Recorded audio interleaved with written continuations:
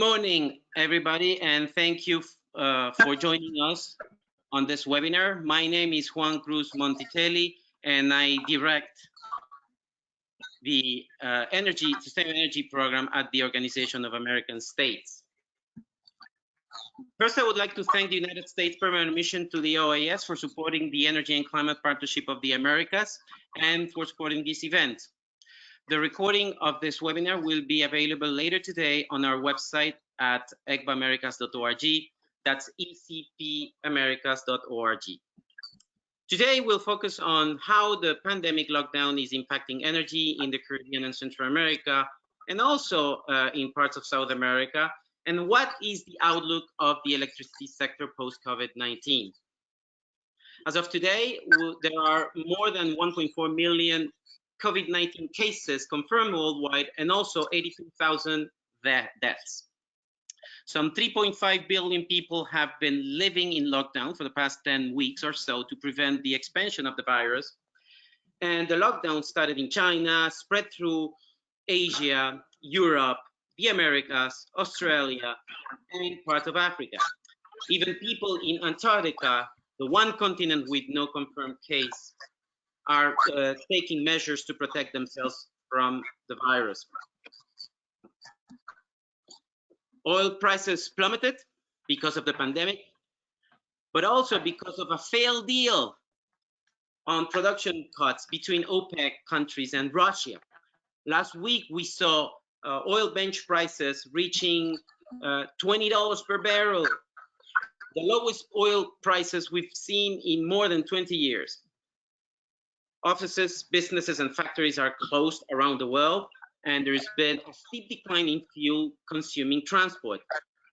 On the other hand, residential power consumption is high and internet use is peaking, and as we know, IT services are known to be energy intensive. Utilities and the energy industry started developing pandemic plans over a decade ago in the wake of SARS. And SARS is a different kind of coronavirus. And these plans include or involve stopping and putting off maintenance and routine activities until the pandemic subsides, restricting site access to essential personnel, sitting control center staff farther apart from each other, and scaling down crews if larger numbers of people get sick. Nevertheless, COVID-19 has brought more attention to the question of whether energy systems and frameworks can keep up with increasing demand pressures in times of crisis. Now more than ever, we are witnessing the importance of developing reliable, resilient, and digitized electricity services to ensure business continuity. Grid dependence will go even further in the future, as many countries are looking at electricity as a sustainable and dependable transportation fuel. But keeping the lights on is not without complexities.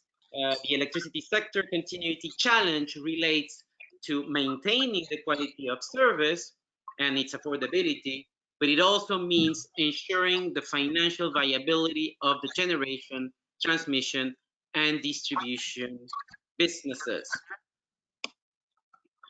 The changes that will occur in the economies of the countries in the Americas after the pandemic subsides give us an opportunity to advance long-term energy transitions goals and sustainable, reliable, and clean energy futures.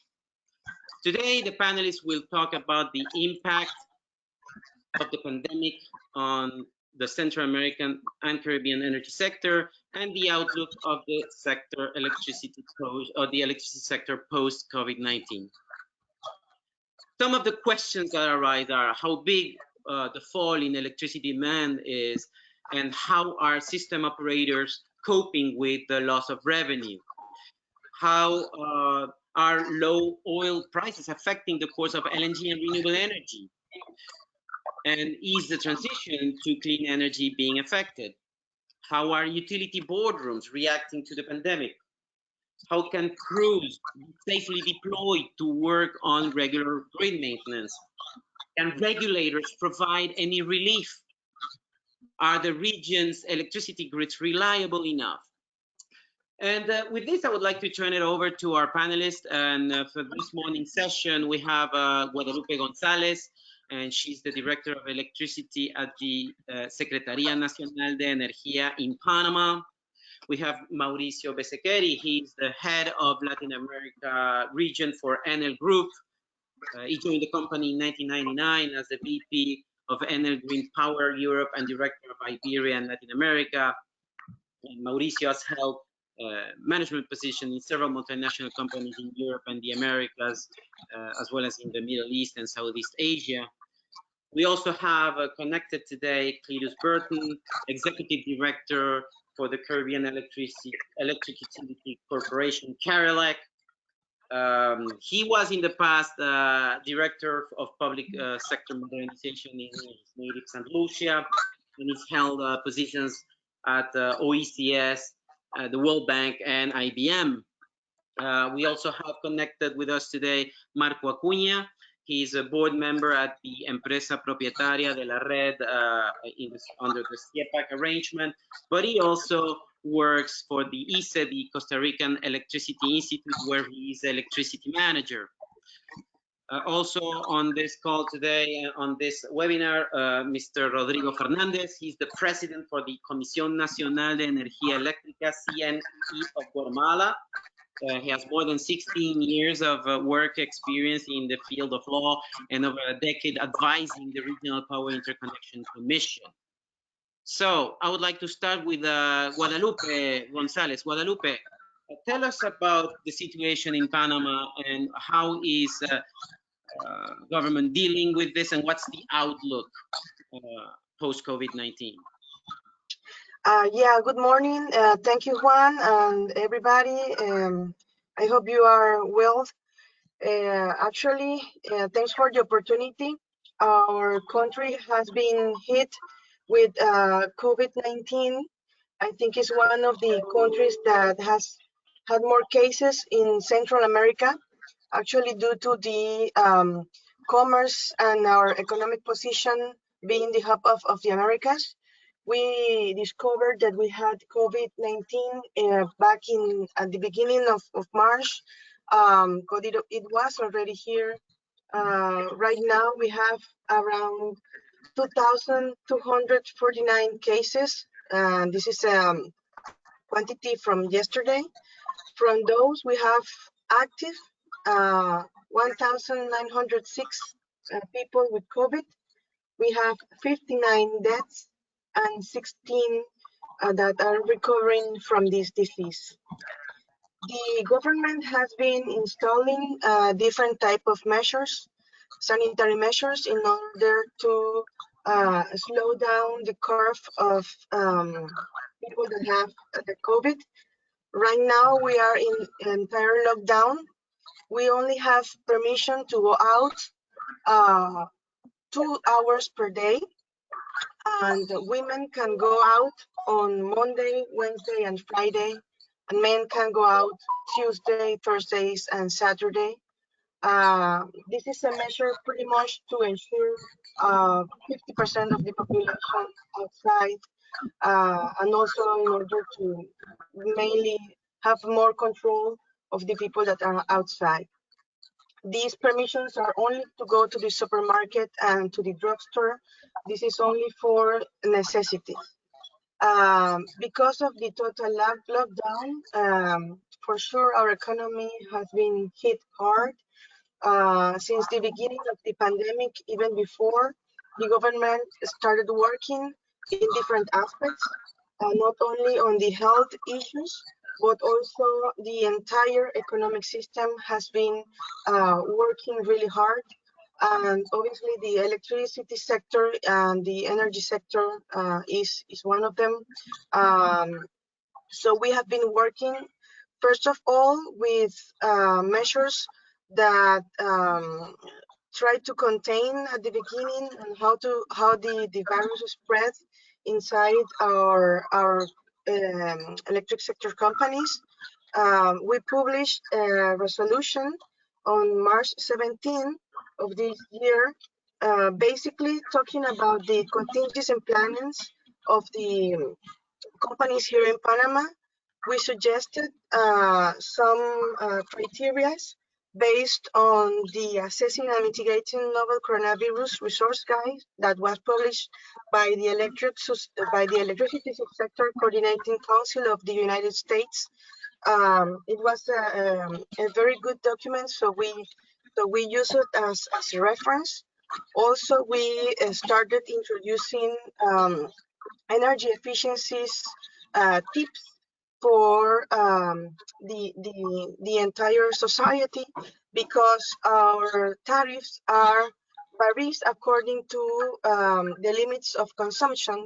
So foreseeing that people were going to be in houses using more air conditionings, because right now we are in summer, and in Panama the conditions are very hot right now.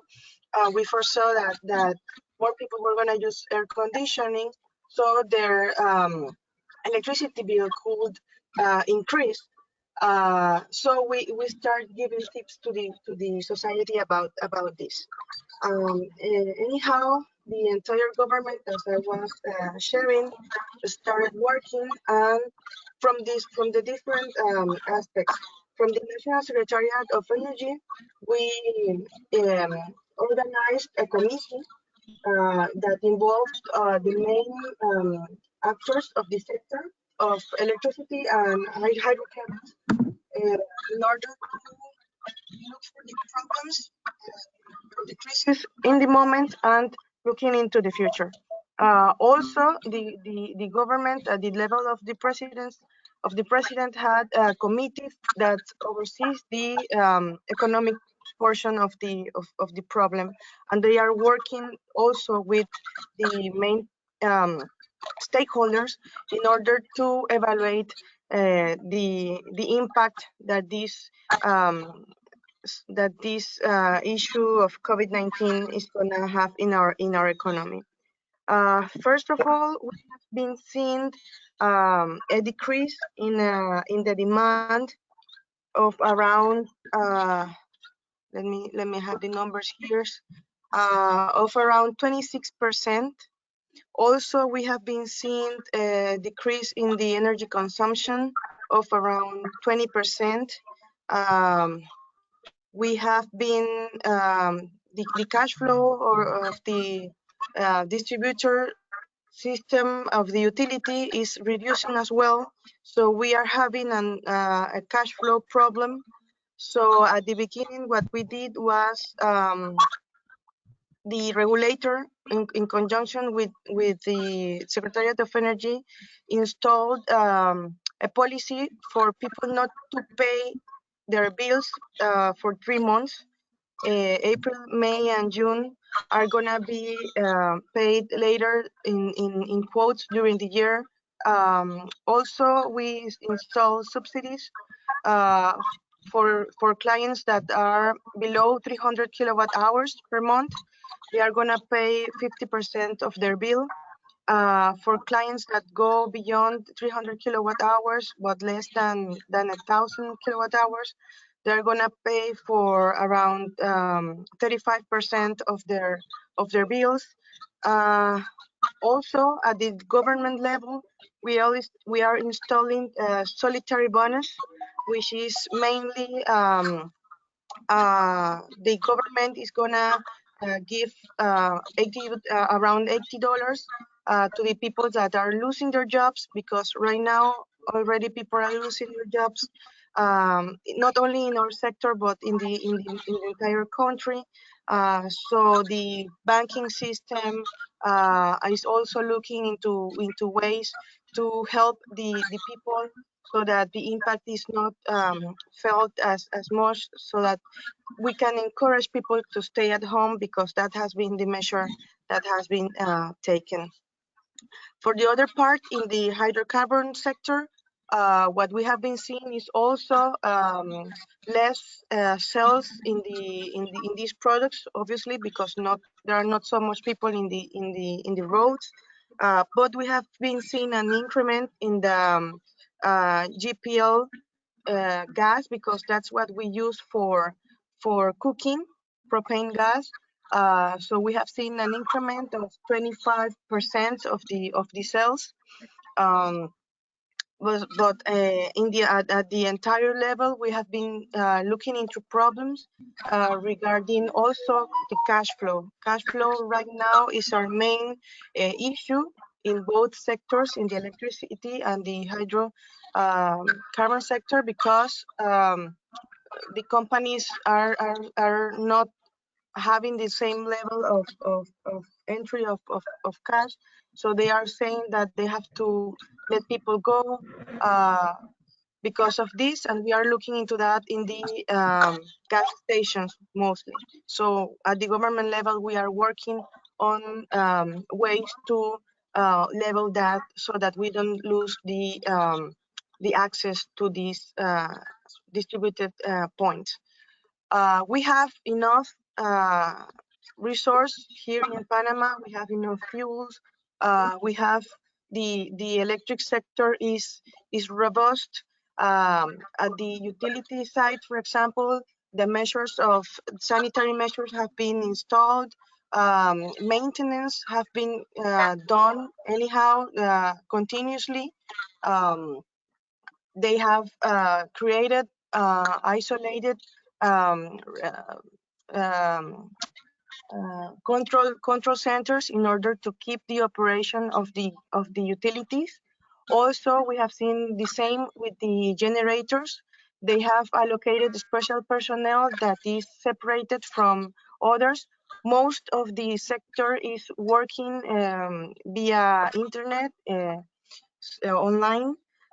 Also, the transmission company is working. They are doing their maintenance at hours during the night, so that the system keep being robust. A continuous communication that has been between the government and these companies and institutions, because due to the restrictions that has been installed, there have been some zone separations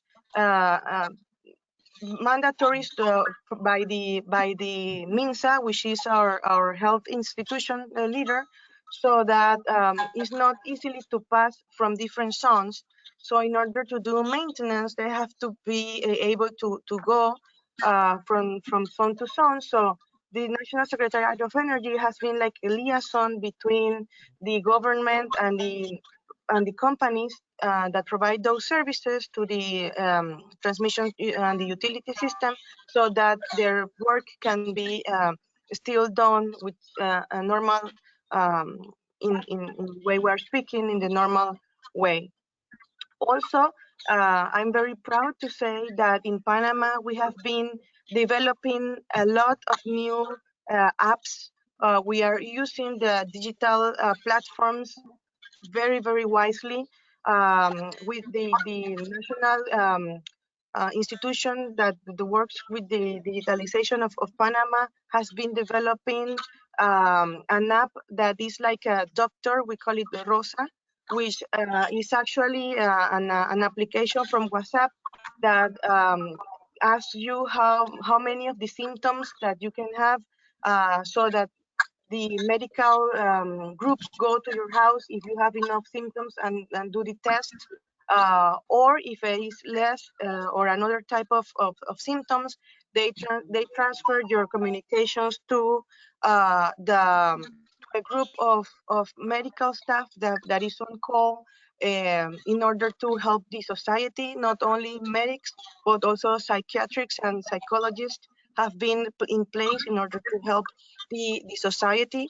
Also, other types of applications have been developed to support the police departments to see which people are being already diagnosed with COVID-19, and also with the bonification that the government is giving is now provided through our ID. So I mean, this has may I say that we have in the pandemic, we are trying to do our best. We have been creating new ways of handling the situation. The Panamanians are very good, very solidary. Peoples are putting hotels in service of the medical institutions.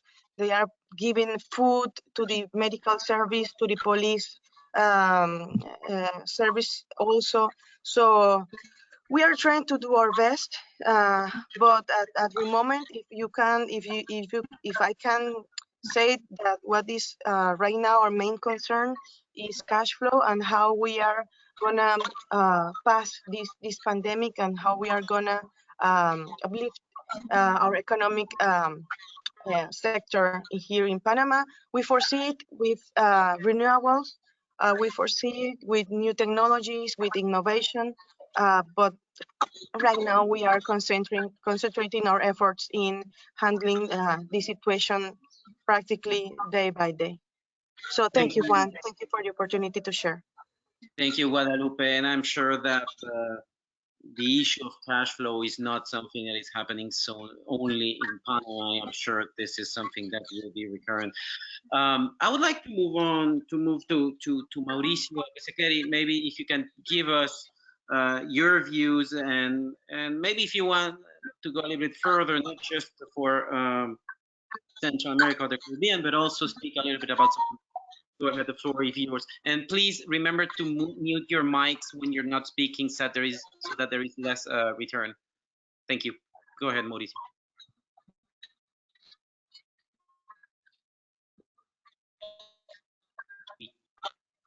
Can't hear you. I can't hear you. I don't know if everybody else can.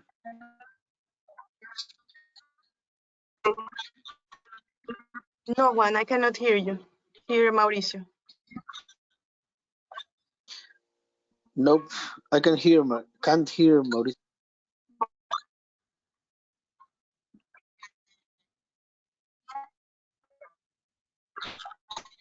Yes, Mauricio, I think there is a problem with your microphone. We cannot hear you. And I think I'm not the only one.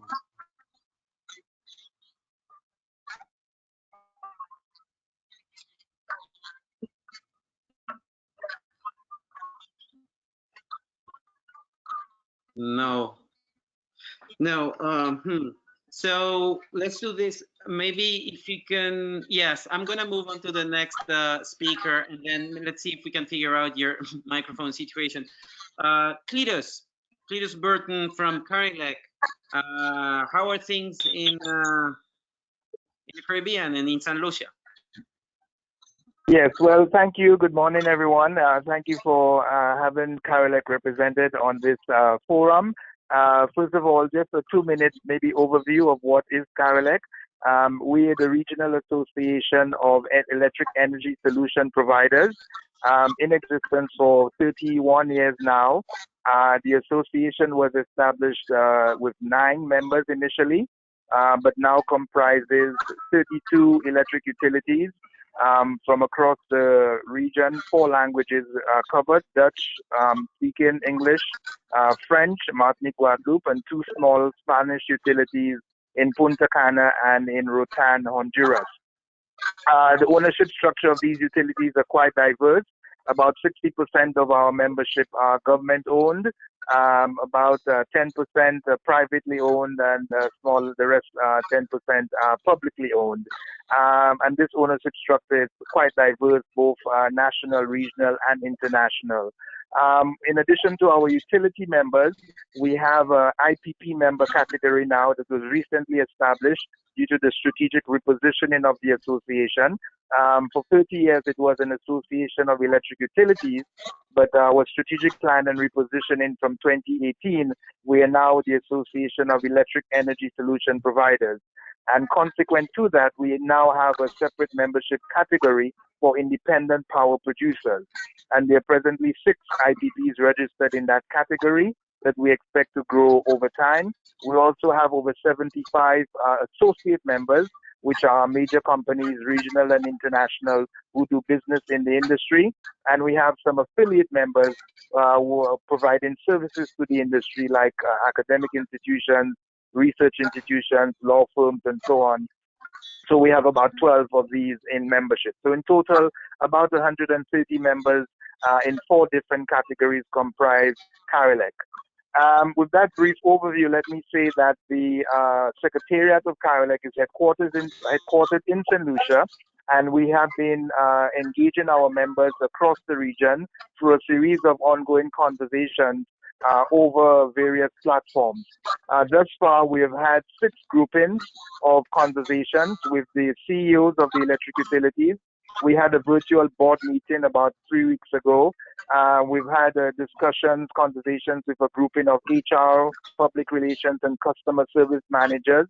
We've had a grouping of health, safety, and environment, or occupational health and safety personnel on a separate conversation. We've had the engineers grouping in a conversation, the CFOs, finance, and then the ICT grouping. So we've had about 6 groupings of ongoing conversations with our membership from across the region. And various things are emerging in terms of challenges, issues, and concerns that I would not have time, obviously, to articulate in full on this call in the time that we have. But suffice to say that it is indeed challenging. The major issue, of course, would be the drop in the demand. And that is particularly pronounced because most of our economies in the region are heavily tourism dependent. And in the 3 categories of the tariff structure, which is residential, commercial, and industrial, the major part of the commercial would be in the tourism sector. So an extreme case would be, for example, in Punta Cana in Dominican Republic, over 85% of their demand, their load is from the tourism sector, because that's the region where they operate as a private utility. And that is down to just about 0 as we speak. All of the hotels are literally closed. And while it is not so pronounced in the other islands, being the most heavily reliant tourism sector in the world, all of our electric utilities would be experiencing a significant drop in demand due to the closure of the tourism sector. Obviously, the peak patterns of the peak loads are now shifting because of the stay-at-home orders that are almost throughout the islands and the countries represented by Carilec. And so we are seeing a variation in the load patterns in terms of the usage of electricity, more even out over the course of the day. There are pronounced spikes that we have seen at the various times sort of flattened in a sense. We have not seen much variation in the industrial sector, although there is some fluctuation in some of the economies. But as you'd imagine, some of the industrial activity would be ongoing because it is largely linked in some cases to the food and beverage sector, which is still in operation for the most part. The issue of the fuel drop that was alluded to in your introduction brings up the issue of fuel hedging. And in some cases, we have utilities that have engaged in fuel hedging over a period of time in the past. And so the implications of that, the price point, the spot price now with the price that was locked into a few years ago would be of concern, and also an opportunity perhaps for utilities that have not yet engaged in fuel hedging to explore perhaps the opportunity to lock the low prices now, if possible, that is, for the future, and so manage the risk going forward when the prices go back up. In terms of the impact on the renewable energy sector, we expect some impact there. As we know, most of construction and other type of activity has almost grind to a halt. So various projects that have been on the way in various stages would be adversely impacted in terms of timelines and dates for commissioning of certain infrastructure in that regard. The long-term impact, we are still trying to assess what that will be in terms of the RE penetration going forward. As I said, various elements would have to come into play in terms of the ability to lock in the price point at the fuel hedging arrangements.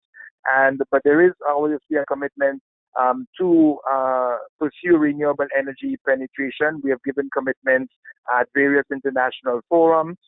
As I mentioned before, 60% of the utilities are government-owned, so there would be a broader policy and legislative mandate for renewable energy penetration. So I think I will stop here and allow for any further questions or engagement as time may permit. Yes, hello? Yes, we can hear you. And yes, Cletus, definitely. Thank you for those comments. There is maybe a little bit of a silver lining in some aspects in what you're telling us. The important thing is not to stay the course, and especially thinking about the transition. And there. You coming across muffled. Is everybody hearing you clearly? Hello? Yes, can you hear me?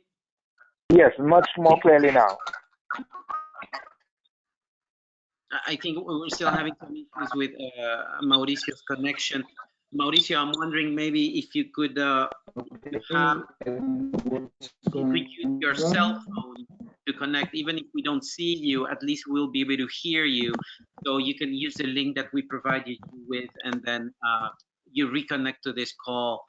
And Hello? because I think your mic may.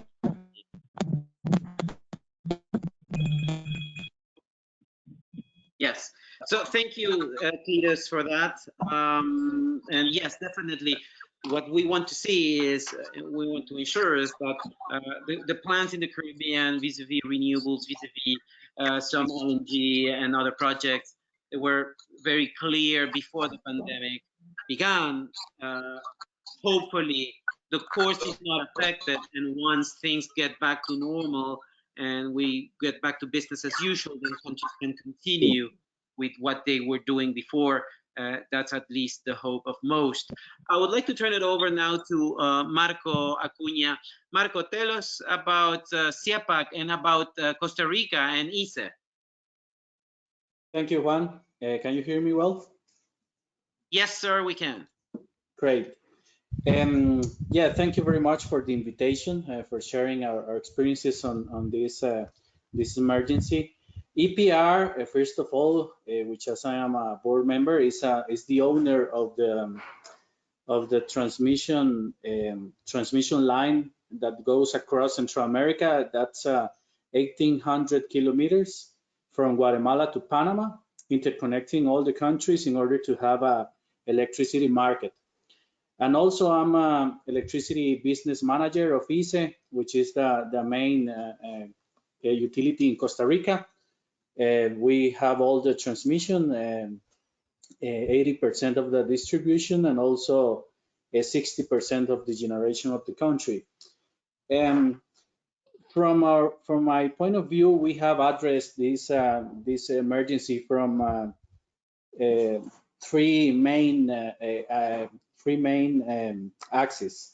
One is people. We have to take care of the people that make it, that runs the business.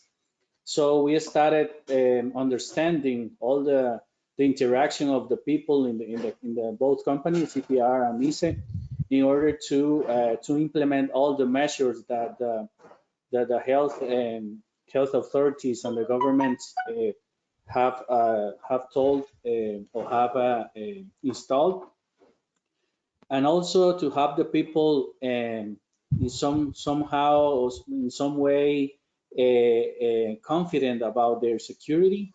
Also, we had to look at the business. We have to ensure the continuity of the business, because this is a central part of the economy. Without energy, without electricity, you cannot have health systems or I mean water service and everything nowadays.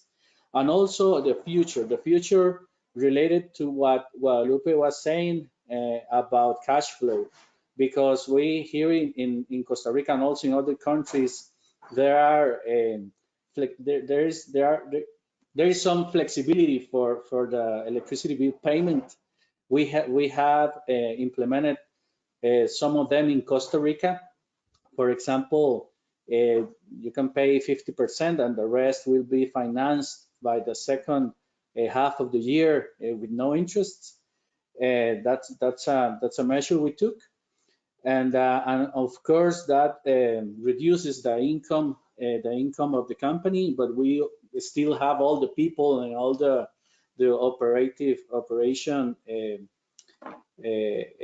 expenses. So we have to be very careful about the cash flow. Also in the region, talking about electricity market, we see a drop in the demand from 10% to 30%, depending on the country and the day. But it is significant, the reduction of the demand of energy across the region.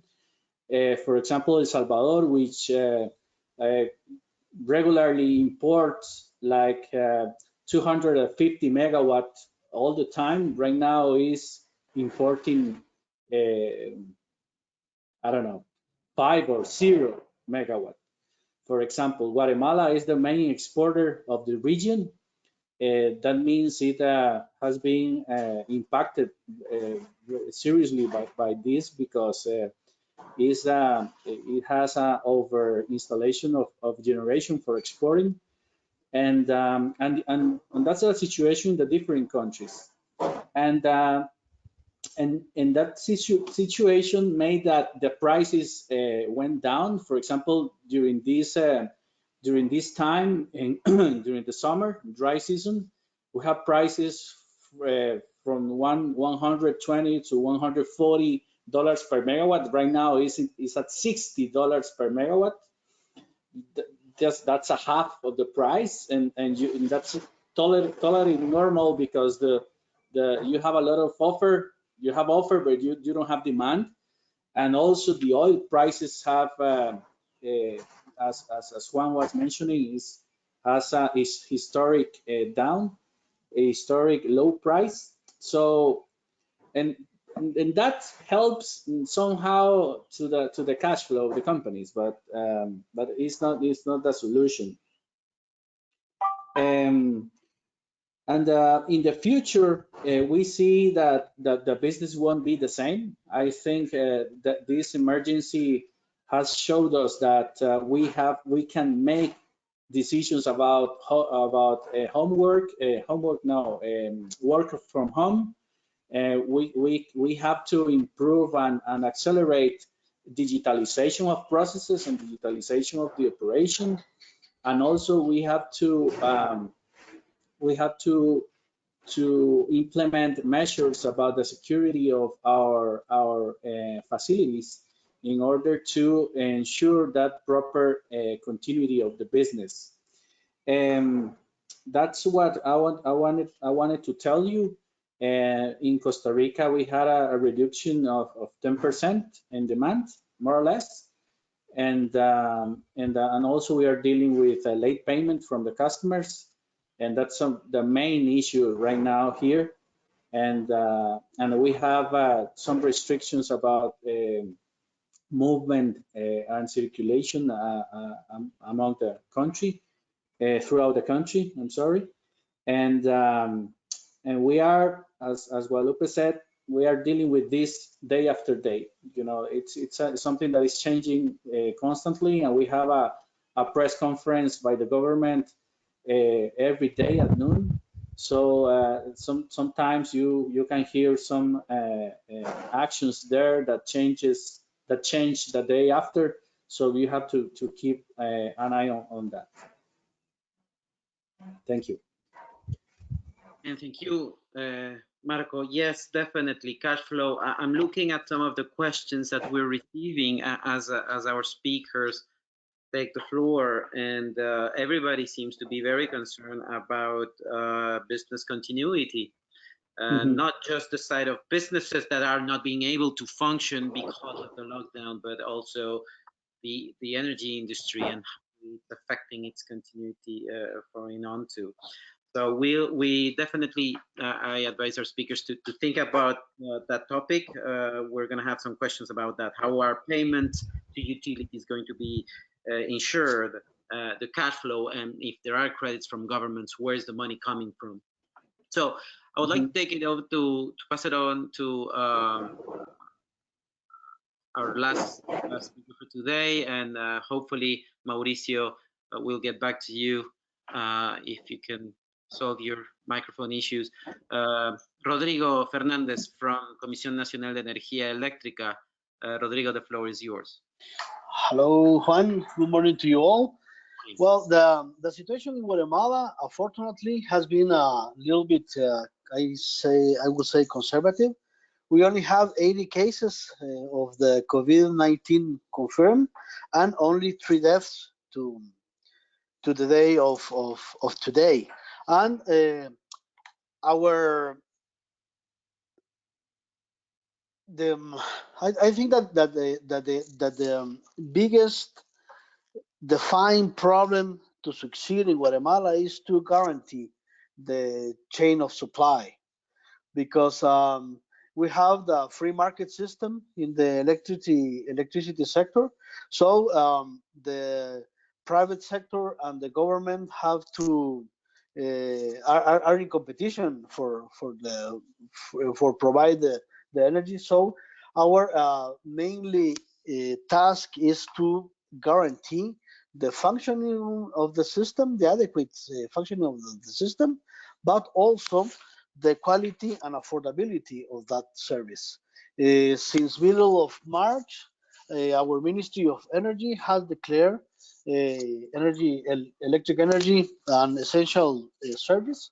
So we all, the whole sector, private and government, we are 24/7 in order to guarantee that not only the health system, but the whole Guatemalans has access to the energy. So that guarantee us that we have the time and the mobility to make to keep the maintenance program running. So in transmission and distribution, the whole plan of maintenance has been keep running in order to guarantee the whole national system keep reaching the whole Guatemalans who have access to that service, to have guaranteed quality and affordability of energy. In Guatemala, we are living our third week of lockdown, and our second week of curfew, who goes from 4 p.m. to 4 a.m. In this between these hours, no one is allowed to be outside. Just the health system, the energy system, the army, the police, so all the essential services, and the whole people have to remain at home. All the services like banks, markets are closed around 13 hours, the 1 p.m. I'm sorry. So the social distanciation has been, I think, effective.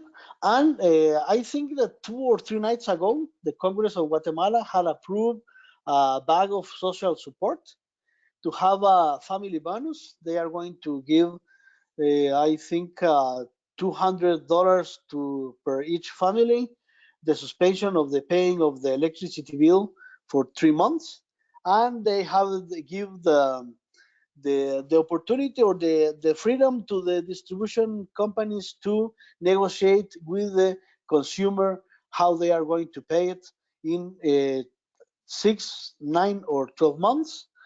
And the most important for us is that the government have decided to pay directly a subsidy to the distribution companies in order to guarantee the chain of supply. This is I think that the most important, but also the most dangerous measure that our government have taken, because there always be we will be always afraid that these temporary measures tend to be eternal measures. So in Guatemala, by the law, who is 22 years old, have functioned very well. So we are very, very nervous about the end of these temporary measures in order to regain the natural flow of things. We have Marco have mentioned it. We have an over-installed capacity of bunker machines, so they are our most important and strategic resource because we have a business with Mexico and with the electrical regional market that we have until today. We are keeping sorry, not as usual, but we have keeping the import and exports to Mexico and to Honduras, and we are very faithful that the situation will quickly go to the to a normal situation. We have to say that the government have assigned to the INDE, that is our biggest state-owned utility of the electric sector of Guatemala, the responsibility to guarantee the electricity to the major part of our population, and just have to, I was to comment that we have a fall in electricity demand of the order of the 22%. So it has been a good and big punch to our economy. So Juan, for me, I think that is all for now. That will be all. Thank you. Thank you, Rodrigo. Yes, and a lot of points in common. We see the falling demand. I mean, that's across the board, and this is not just Central America. This is not just the Caribbean. It's happening everywhere else. You know, I would like to move on to some questions from the audience, and I was, as you were all speaking, I was looking at some questions, and like I said before, cash flow is a big deal, and we've heard from, I think, Panama, and we just heard from Guatemala, some decisions by government to help people through this crisis is to suspend payments to utilities for a period of 3 months, 90 days or so. So that is necessary. Obviously, governments are taking that decision, but how is that decision affecting business continuity, and how that's going to be affecting utilities in the future? That's also a problem. So can you come? And unfortunately, I don't have Mauricio on this because I really wanted to listen to his take on this. He is within the group, and definitely hearing private sector on this would be very interesting. Hopefully, we can get him at least for a few minutes before the end of the call.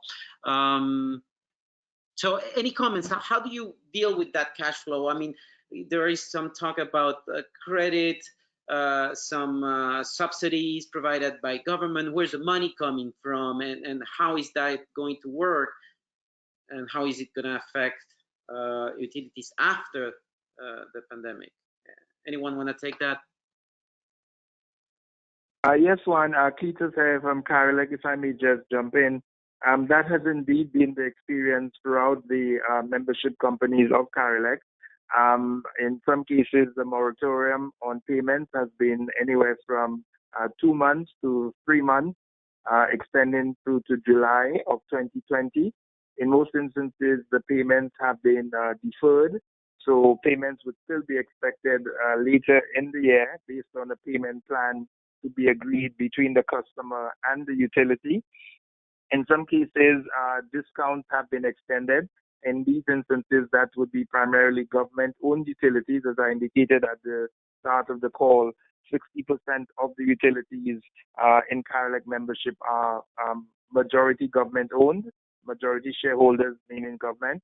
And so they have extended, in some instances, a discount on the bills from April to 1 or 2 months in various instances.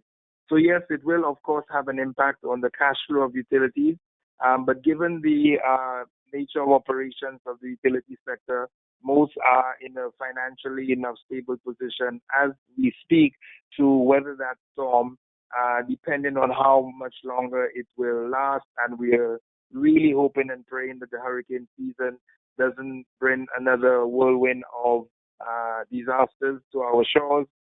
That will further compound the issue. Of course, we are already into April. and we know the hurricane season is soon upon us in the islands of the region. And so some of the utilities are saying to the governments we ought to tighten up, but not necessarily go all out just yet, because we know that there is another risk factor coming up to be managed. So it's a period of great uncertainty. And as I said, most of the utilities are fairly in a stable position as we speak to withstand that temporary setback. But again, it all depends on how extensive is the disruption in terms of the duration of this virus. Yes, absolutely, Chris. I couldn't agree more. I mean, the duration of the disruption is essential to see how much damage is done. And another question that arises as I was looking through these questions, so does anyone in this group believe that there will be a disruption in the quality of service to customers given the pandemic? Guadalupe here. Well, in Panama, we don't, as the previous speaker was saying, it all depends on the time. But for right now, we are not seeing problems. Our electric system is very robust. As I was explaining before, the utilities are working, the transmission system is working, generations are also working. So at the moment, we are trying to keep the quality of the electric service as we usually do. But in the back, we are leading with all the change that comes from the deferred payments of the population, no? And the government right now is the one that is keeping up with that problem. Thank you, Guadalupe. And is this also the case for other countries, like in Guatemala, for example? Do we anticipate any issues with service? Yeah, Juan, thank you. Well, as I said previously, we have declared the essential service and in a state of emergency. So the government and the commission are supervising the whole maintenance plans to keep running, not also the distribution lines, but the transmission lines. And now the government have assumed the responsibility to keep running the whole supply chain by paying directly to the distribution companies.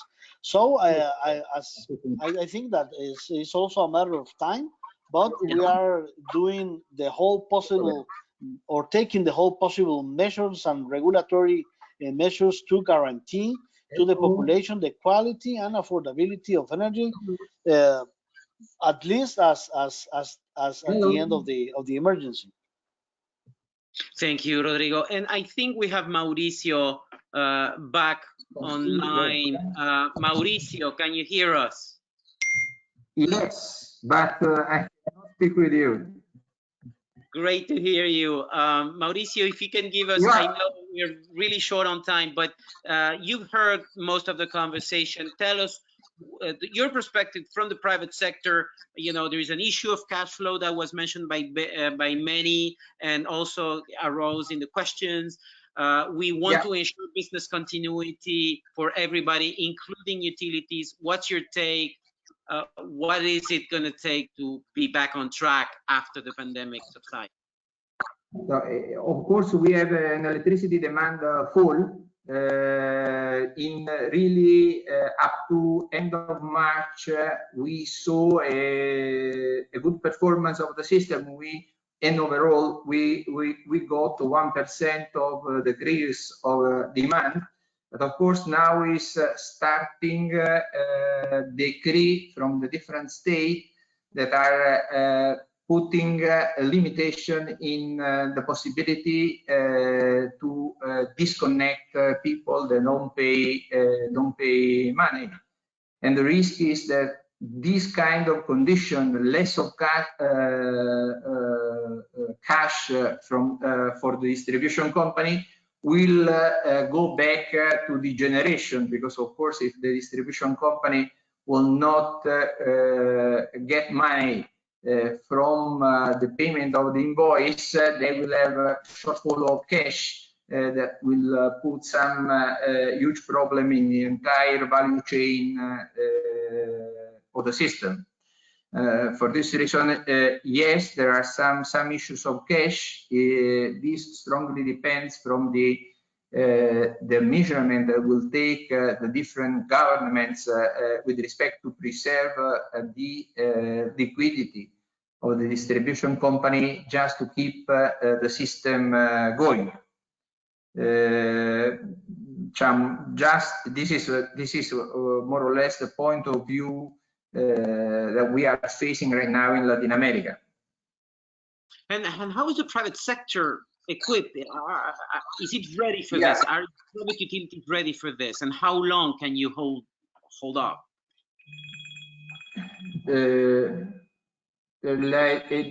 What we did really, unfortunately, I was unable just to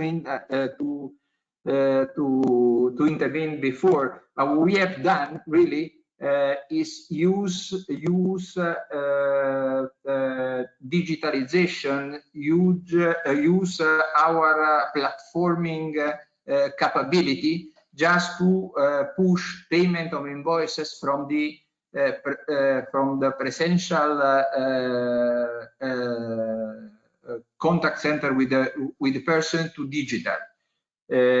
What we did really, we move in advance since many years. For example, we have the majority of our system already in cloud, and this was allowing us just to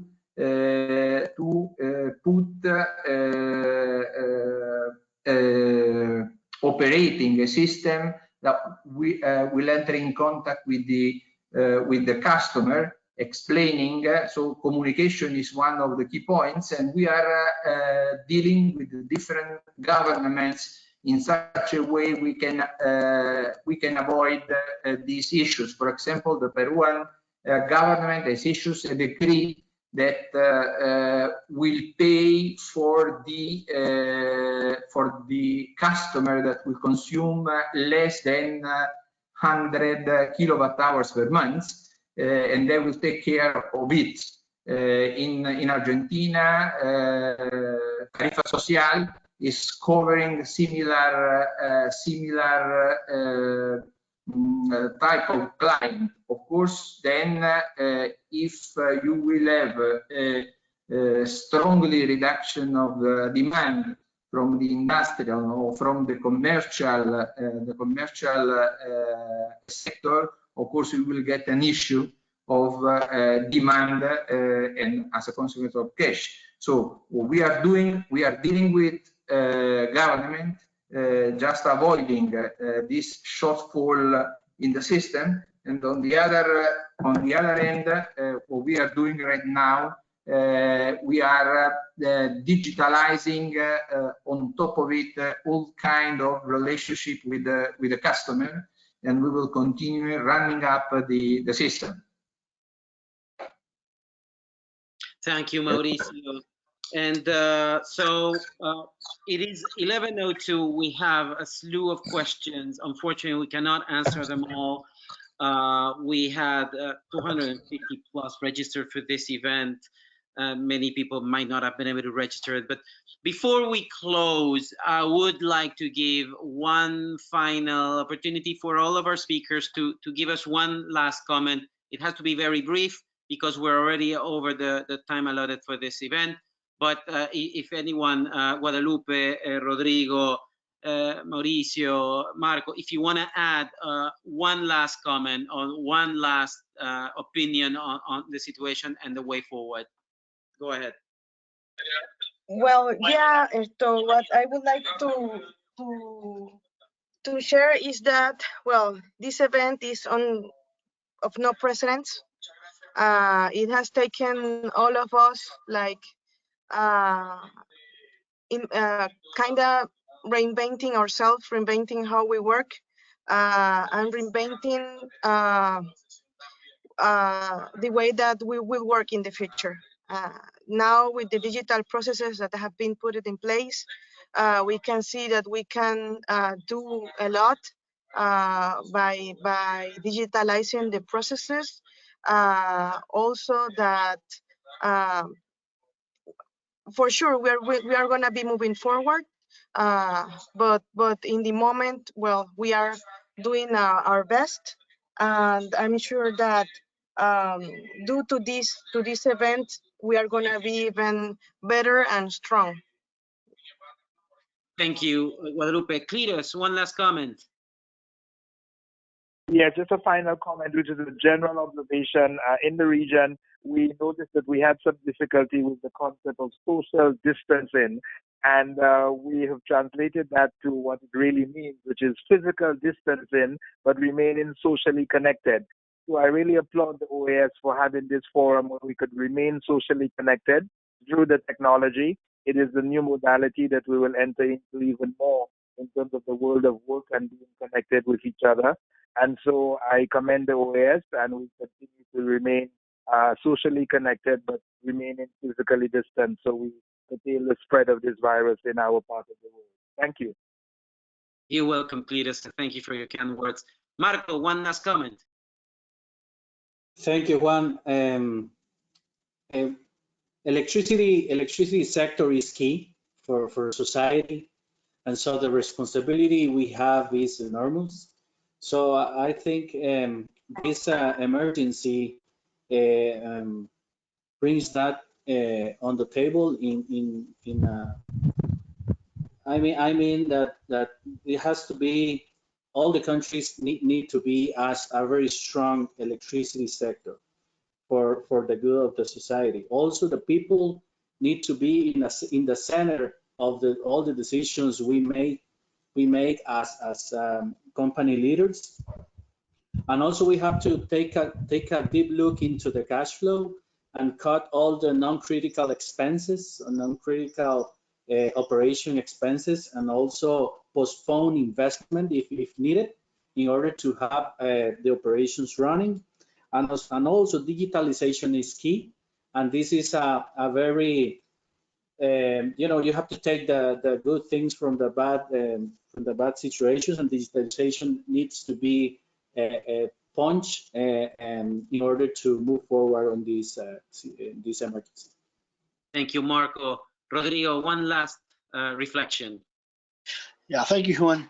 I think that although the human drama of the COVID-19 and the extraordinary events that have triggered that situation, I have two conclusions for the Guatemala energy sector. The first is that the situation had exposed the importance of the energy sector, because people usually have the electric energy for granted, and they do not pay attention of the importance of the electric energy keeping the machine going of the whole national economy, or the regional economy, or the global economy.